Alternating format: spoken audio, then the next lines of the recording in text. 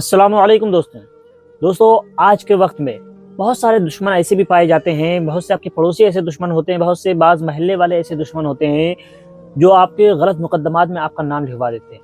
तो उसके बाद में बहुत सारी परेशानियां होती हैं। जैसे कि मौजूदा दौर में आप लोगों को मालूम ही होगा कि अगर किसी शख्स पर मुकदमा वगैरह हो जाए, किसी के नाम FIR वगैरह हो जाए या मुकदमा दर्ज हो जाते हैं, तो लोग सालों साल बीत जाते हैं कि उनके मुकदमे से नाम बाहर नहीं आता है।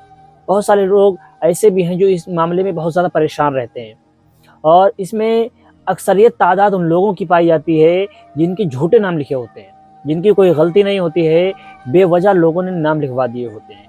ऐसे लोगों के लिए आज हम एक बहुत ही ख़ास अमल लेकर हाजिर हुए हैं। अगर वो इस अमल को करेंगे तो इंशाअल्लाह अल्लाह ने चाहा तो बहुत जल्द आपका नाम मुकदमे से खारिज हो जाएगा और आप दुश्मनों की साजिशों को नाकाम कर देंगे। तो दोस्तों, वो अमल क्या है? वो अमल जानने से पहले कुछ बातों का जानना ज़रूरी है।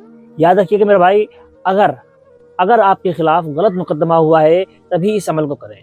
अगर आप सही मुकदमा है यानी आपकी गलती है तो इस अमल को करें ना करें, वरना आप बड़ी मुसीबत में फंस सकते हैं।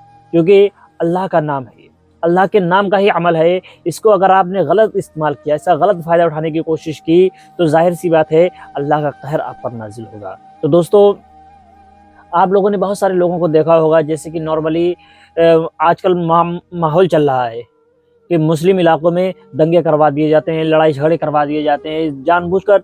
ये तमाम तमाम बड़ी पार्टियां यानी ये नेता नगरी वाले लोग बड़े बड़े शहरों में, बड़े बड़े इलाकों में दंगे करवा देते हैं।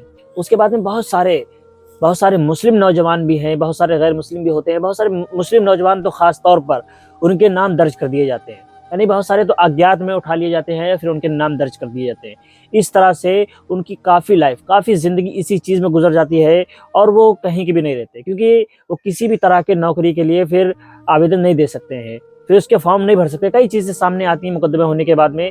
इसलिए आज का अमल ख़ास तौर पर ऐसे ही लोगों के लिए है कि अगर आपके खिलाफ कोई मुकदमा कर दिया गया है या आपके दुश्मनों ने आपके खिलाफ साजिश करके आपका नाम लिख दिया है, तो इस अमल को अगर आप करेंगे तो इंशाअल्लाह आप बहुत जल्द इस चीज़ से निजात पाएंगे। आपको करना क्या है? सबसे पहले आपको नमाज की पाबंदी करनी है। याद रखें मेरे भाई, अगर आप नमाज को छोड़ते हैं तो कुछ भी कर लें, आप दीन और दुनिया में कामयाब नहीं हो सकते। दुनिया में भले आप कामयाब हो जाएं, लेकिन आखिरत में आप नाकाम रहेंगे। तो सबसे पहले हमें चाहिए कि हम नमाज की पाबंदी करें, क्योंकि नमाज अल्लाह का फ़र्ज़ है, अल्लाह के फ़राइज़ हैं। अगर हम फ़राइज़ को छोड़ेंगे तो फिर हम अल्लाह से किस तरह से उम्मीद लगाए बैठे हैं?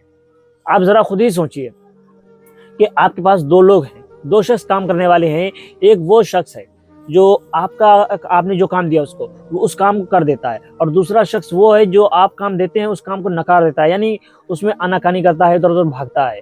तो आप ज़रा बताइए कि आप सबसे ज़्यादा किसको पसंद करेंगे? जो आपका काम कर रहा है उसको पसंद करेंगे, या जो आपका हुक्म बजा लाता है उसको पसंद करेंगे, या जो आपके काम को मना कर देता है, आपके काम की बिल्कुल उलट करता है, उसको पसंद करेंगे?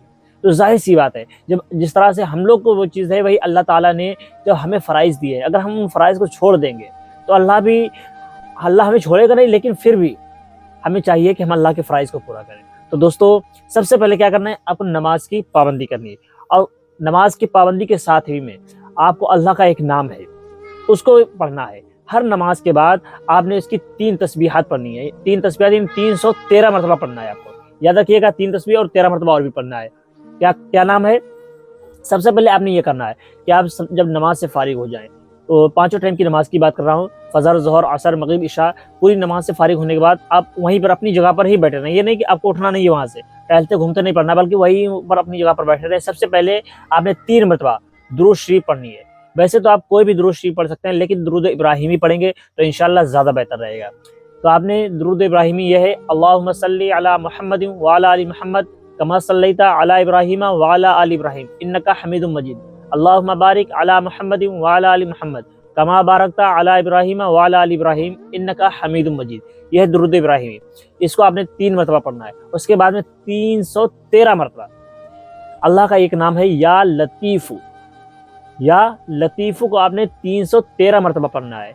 और उसके बाद में फिर आपने 3 मरतबा दुरूद शरीफ पढ़नी है। उसके बाद में अल्लाह से रो रो कर, गिड़गिड़ा कर दुआ मांगनी है कि अल्लाह, मेरे खिलाफ गलत मुकदमा किया गया, मेरे खिलाफ चालसाजी की गई है। इस तरह से आपने रो रो कर अपने दिल की गिरिया वजारी करनी है, यानी अपने गमों को अल्लाह के सामने बयान करना है। और ऐसा आपने 1-2 दिन नहीं करना है, बल्कि आप कोशिश करें कि 40 दिन तक इस अमल को करें, यानी 41 दिन तक अमल करें। इंशाअल्लाह अल्लाह ने चाहा तो 41वें दिन तक आपका काम हो जाएगा। और कोशिश करें कि ज़्यादा से ज़्यादा इस नाम को यानी विर्द करते हैं, चलते फिरते भी ज़्यादा से ज़्यादा अपने ज़बान पर इस नाम को रखें। यानी आप कोई काम कर रहे हैं, अगर आपको बोलने की वहाँ पे ज़रूरत नहीं है, अपना नॉर्मली काम कर रहे हैं, तो ज़ाहिर सी बात हाथों से काम कर रहे हैं, बोलने की नहीं ज़रूरत है, तो अल्लाह का नाम अपनी ज़बान पे रखें। या लतीफ़ु या लतीफ़ु या लतीफ़ु पढ़ते रहें। जितना ज़्यादा कसरत से इस नाम का विर्द करेंगे, इंशाअल्लाह आपका काम उतना ही जल्दी होगा। तो दोस्तों, अगर आपको ये वीडियो पसंद आई है तो इसको एक लाइक और शेयर ज़रूर कीजिएगा। दोस्तों, इसी के साथ हम आप लोगों से विदा लेते हैं, फिर इंशाअल्लाह मुलाकात होगी अगले वीडियो में। अस्सलामु अलैकुम।